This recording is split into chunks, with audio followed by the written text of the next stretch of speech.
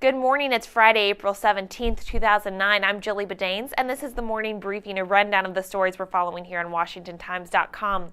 A top-secret memo was released yesterday detailing over 126 pages interrogation techniques practiced under the Bush administration. Holding suspects in boxes filled with insects, sleep deprivation, and the controversial waterboarding were all used. But President Obama announced yesterday none of the intelligence officials will be prosecuted for their actions or involvement because they were following orders.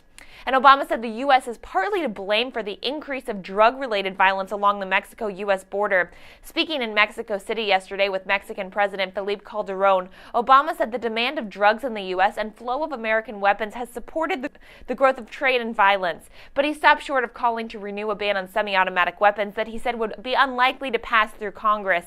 Instead, he called for the Senate to bring back a treaty to require countries to mark and track the flow of their own weapons.